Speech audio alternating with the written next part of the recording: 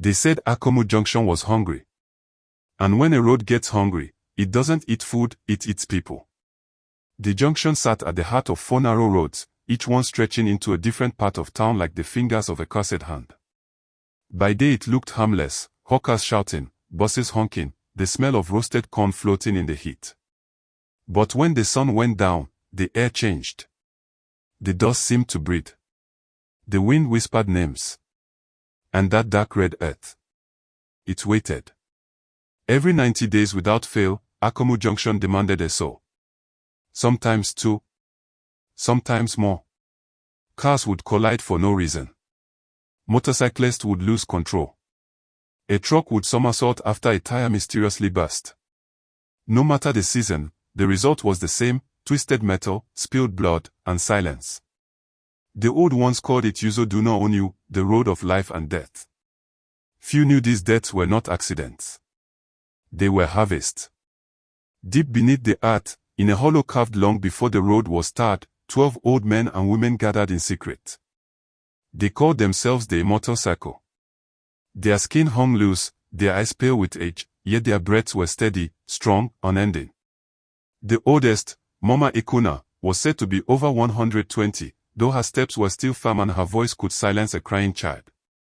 They met always at night, always on the eve of the 90th day. Their gathering place was an abandoned colonial tunnel beneath the junction.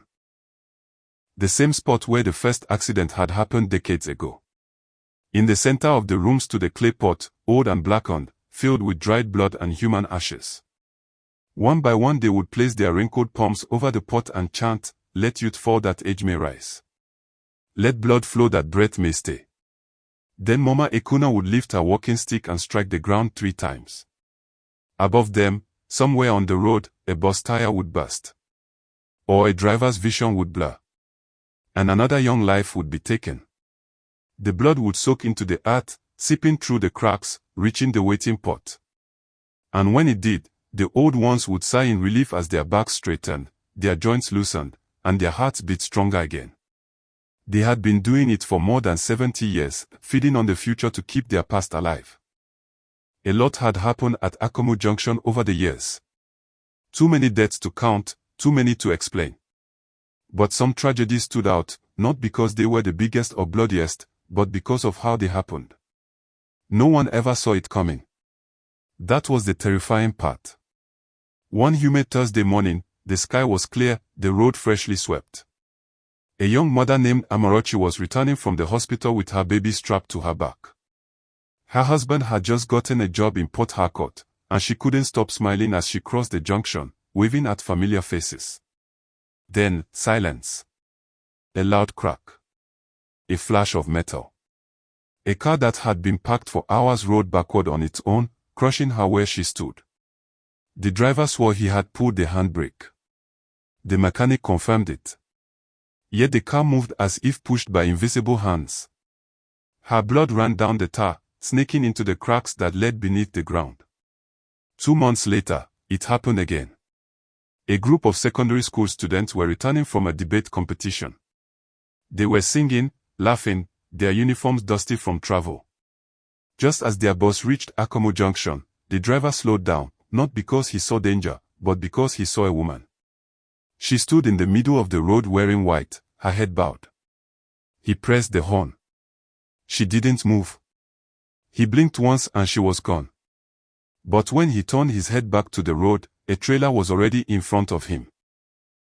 The impact shattered glass, twisted metal, and ended 6 young lives.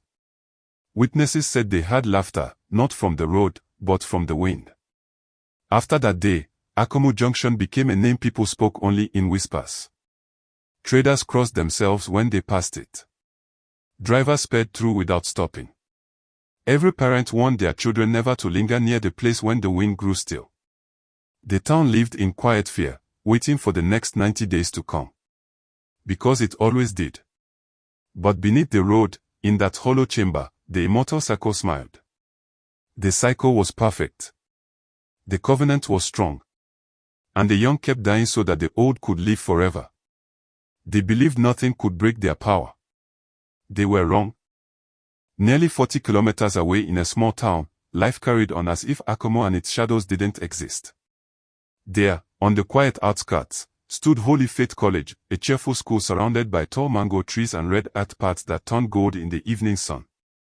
Among the hundreds of students was Tochi, a quiet 12-year-old boy with deep, thoughtful eyes. Tochi wasn't like the other boys. While they played football in the dusty field, he preferred to sit on the veranda sketching roads. Endless, curving roads that led into fog. His mother often laughed, calling him old man in a small body. But there was something different about Tochi. There were nights he woke suddenly, heart pounding, the sound of screeching tires echoing in his ears. He would stare into the darkness of their small sitting room, whispering, "Mommy, can you hear that?" But there was nothing. Only the ticking wall clock and the faint hum of the fridge. One morning, Tochi came to his mother pale and trembling. "Mommy, I saw it again." She frowned. "Saw what?" "The road. It opened like a mouth." She brushed his hair gently. "You've been watching too many films. Finish your breakfast and get ready for school." But Tochi barely touched his food. This time he had seen faces, old faces, wrinkled and strange, staring at him through smoke. He couldn't remember their eyes, only that they looked hungry. Later that day, while Mama Tochi sewed, she kept the radio on for company. Halfway through a gospel program, the announcer's tone shifted. "Breaking news. Another tragic accident has occurred at Akamu Junction. At least 6 people confirmed dead." The needle in her hand paused mid-stitch. "Akamu Junction," she murmured. She looked at her son who was sketching on the floor. He was drawing the same road again, 4 paths meeting at one point, and at the center, a single tree with twisted roots. "Tochi, where did you see that?" He didn't look up. "In my dream." Her heart skipped. "Did anyone tell you about Akamu?" He shook his head. "I just know that's what it's called." That night, she prayed quietly beside his bed, her voice shaking. She had grown up near Akamu long before she left after her wedding. She remembered the whispers, the deaths that came in cycles, the elders who never seemed to die. But she told herself it was coincidence. It wasn't. Weeks passed. Life returned to normal. Almost. Until one Friday morning, the principal entered their classroom with a wide smile. "Students, I have good news. We've been invited for a school excursion to the Cultural Museum in Udi. The bus leaves next week." Cheers filled the room. Everyone was excited. Everyone except Tochi. He raised his hand timidly. "Sir, which road will we pass?" The teacher laughed. "Oh, don't worry, young man. We'll take the Akamu route. It's the fastest." Tochi's stomach turned cold. He tried to speak, but no sound came out. His pencil fell from his fingers and rolled across the floor. He watched it stop by his classmate's shoe, a small, ordinary thing. Yet his heart beat like drums in a storm. That night he dreamt again. The same road. The same faces. But this time one of the old ones leaned close and whispered, "We're waiting." Tochi woke up screaming. For 2 days, he couldn't eat. He couldn't focus in class. His mother noticed the dark circles under his eyes, the way his hands trembled when he held his spoon. "What's wrong?" she asked. "The trip, Mommy. We are going through Akamu." Her face went pale. "When?" "Tomorrow." She held him close that night, praying until her voice cracked. She thought about keeping him home, claiming he was sick. But something inside her said no, he had to go. Not because she wanted him to, but because there was a reason his dreams had shown him that road. The morning of the excursion broke with laughter and sunshine. Parents waved, teachers smiled, and students in crisp uniforms dragged their small boxes toward the yellow school bus. The driver, a stout man called Uncle Is, kept honking playfully as if noise could chase away delay.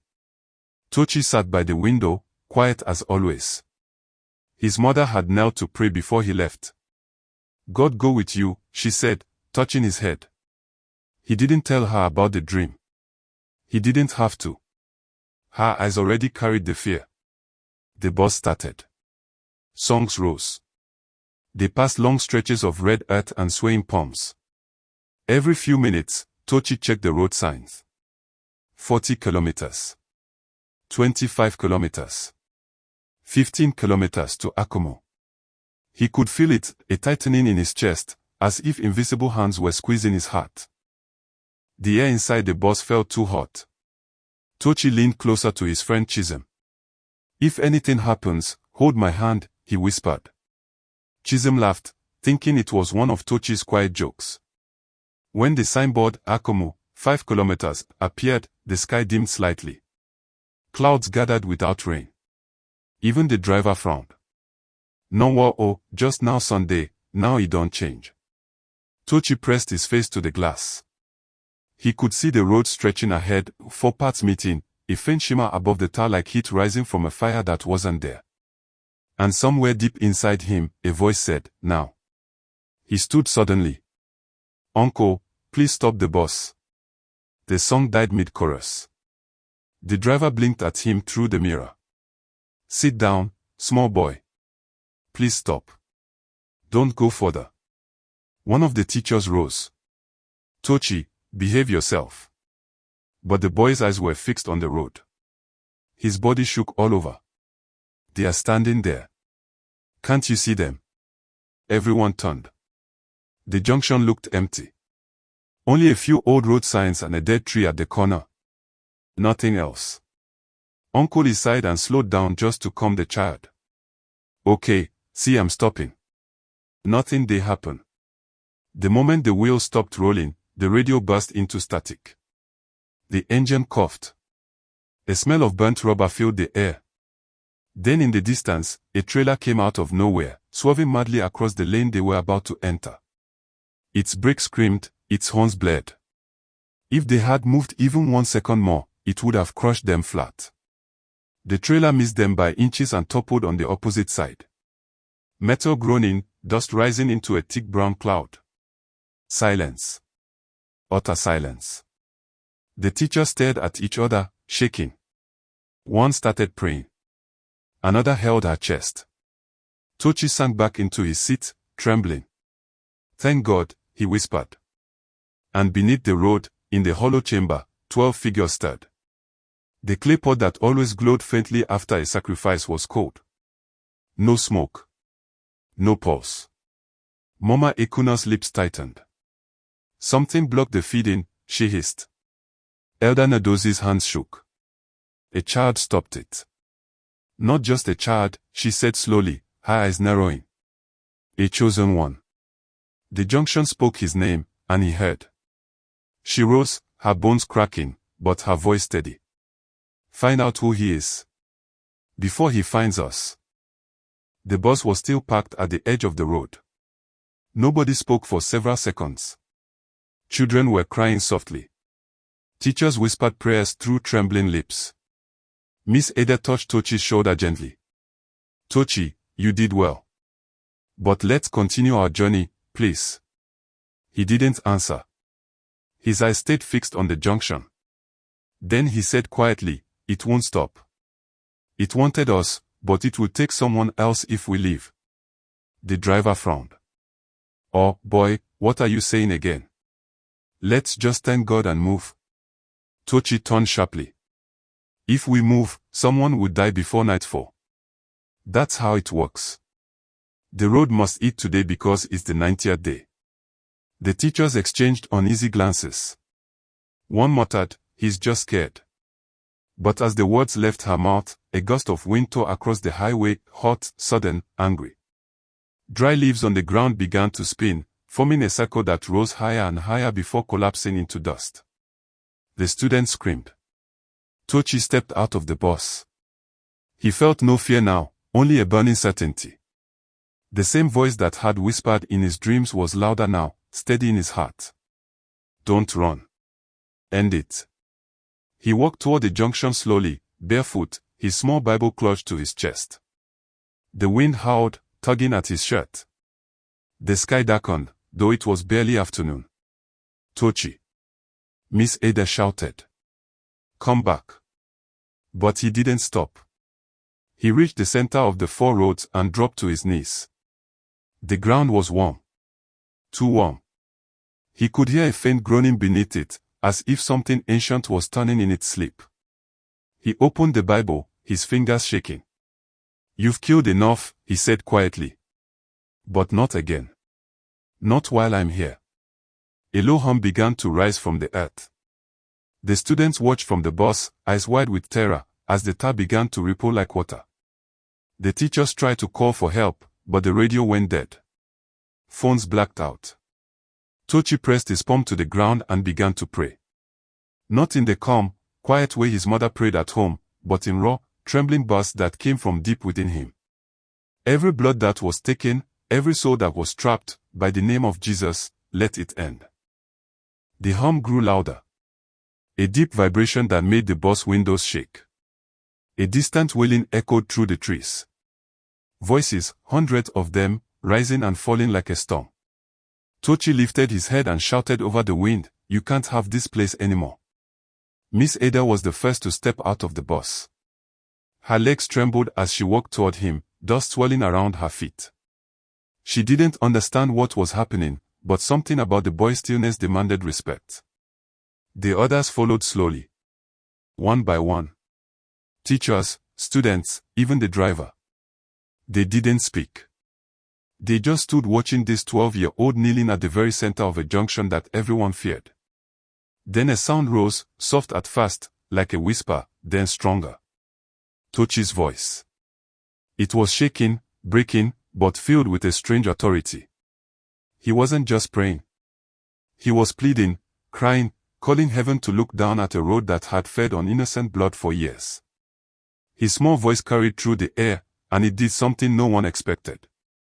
It broke something open in the hearts of those who heard him. Miss Ada began to cry. She dropped to her knees beside him and placed her hand on the ground too. "Lord, end it," she whispered. Another teacher followed. Then the driver. Then one student after another until the entire group was kneeling on the tar. Their cries rose into the air, mingling with the dry wind, echoing down the 4 roads that met at that cursed spot. And then the impossible happened. A motorcyclist riding toward the junction slowed down, confused by what he saw. Children and adults kneeling in the middle of the road, weeping, praying. He parked his bike and approached, his eyes wide. The air felt thick, vibrating against his skin. Something inside him told him to bow his head. Without saying a word, he dropped to his knees. Moments later, a car approached from the east road. The driver rolled down his window, curious. But as soon as the sound of those prayers reached him, tears filled his eyes. He stopped his car right there on the road, stepped out, and knelt too. It began to spread like fire. Within minutes, cars coming from all directions stopped. Doors opened. People stepped out, confused but drawn by something they couldn't see. For the first time in living memory, Akamu Junction was full of life, not death. The ground trembled again, but differently this time. Like something ancient was struggling to breathe its last. The air smelled of iron and rain, even though the sky was clear. Tears ran down faces, mixing with dust, falling onto the hot tar that had once tasted only blood. "No more blood, Lord. No more."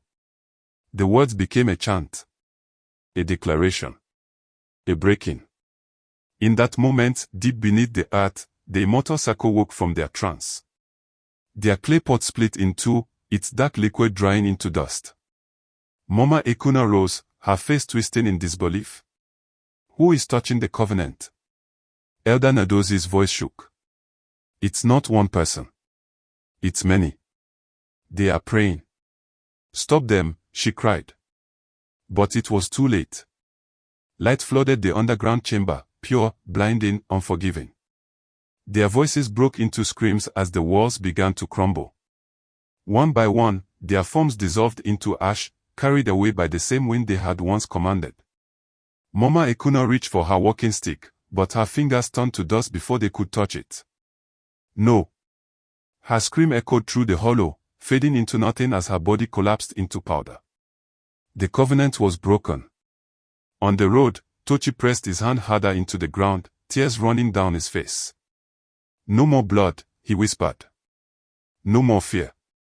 No more death on this road. The wailing stopped. The air went still. The sky cleared as if someone had drawn back a curtain of darkness. Then rain began to fall, gentle, clean, washing over the road and the people who still knelt there. When Tochi opened his eyes, the junction was calm. The wind was gone. Only the faint sound of birds returned, the first anyone had heard near Akamu Junction in years. He rose slowly, drenched in rain, his palms black with dust. Turning to the teachers and the crowd, he said in a trembling voice, "It's over. The road is free." Someone started singing.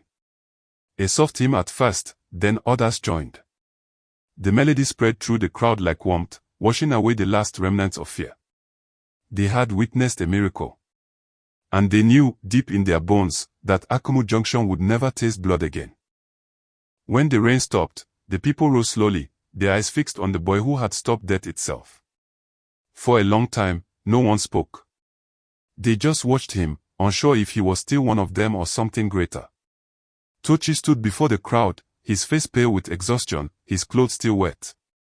The people of Akamu had gathered around him, trembling, whispering, staring. The air was thick with awe and fear. He lifted his hands, and his voice was soft but firm as he blessed them one by one, praying for peace over every family, every home, every child. When he spoke, even the wind seemed to listen. Then he told them the truth that had been buried for decades. The road was never cursed by chance. It was enslaved. Gasps rippled through the crowd. Beneath the ground, 12 elders, the Immortal circle, traded their souls for endless life. Every 90 days they offered the lives of the young to renew their strength. The blood that soaked this junction was their covenant. Mothers wept openly. Men clenched their fists in anger. Tochi told them how the elders gathered underground, chanting over a clay pot filled with victims' blood. Every accident that took bright sons and daughters had not been fate. It had been sacrifice. The names he spoke were not strangers. They were chiefs, respected figures, people who had led prayers in the square, attended weddings, blessed harvest. The truth fell on the people like fire. They have been stripped, Tochi said, his voice shaking with divine certainty. The light of God has broken their power. They would die one after another, for the blood they took cries against them. Their time is finished. A murmur spread through the crowd. Some fell to their knees weeping. Others raised their hands thanking God. Tochi told them to watch and pray, not in fear, but in gratitude. He said the road was free and no more blood would feed the earth again. When he finished, the teachers guided the students back into the bus. Villagers followed them with eyes wide, still whispering his words. As they drove away, Tochi looked out the window and saw the people still kneeling at the junction, praying and singing through their tears. He smiled faintly, whispering, "It's done." Within 1 month, the 12 began to fall. Within 1 month, Akamu became a town of funerals. The 12 who had called themselves Immortal began to fall quietly, one by one. The first was Mama Ekuna, found lifeless in her hut, her skin pale as dust. Then Elder Nadozi, discovered clutching his walking stick by the stream. Each passing day brought another death until all 12 were gone. The same road that had carried their sacrifices now carried their coffins. None of them made it to the graveyard without a shiver running through the crowd. The people of Akamu knew what had happened. Justice had walked through their town and finished what it came to do. And from that day, Akamu Junction became ordinary again. Just a road where children crossed safely and birds sang without fear. Tochi returned to his quiet life at Holy Faith College, but he was different now. Teachers spoke of him in hushed tones. Students looked at him with new eyes. His mother held him tighter each night, thanking God for the gift she had been given, a son who heard heaven when others heard only silence. The junction stood as a testament. More than that, it became a gathering place. People came from surrounding towns to pray there, to thank God for deliverance. Where blood once fed darkness, worship now fed light. The dead tree at the center began to sprout leaves. Small at first, then fuller. Within months, it bloomed, something no one had ever seen it do. Children played near the junction without fear. Traders set up stores there. Couples held their weddings at the spot where death once reigned. And every 90 days, instead of mourning the dead, the town gathered to celebrate the living. They called it Freedom Day. Because evil built on the blood of others never lasts. What the Immortal Circle called power was nothing but borrowed breath, and every borrowed thing must be returned. The road that fed on the innocent became their grave, because no darkness can withstand truth when it is spoken without fear.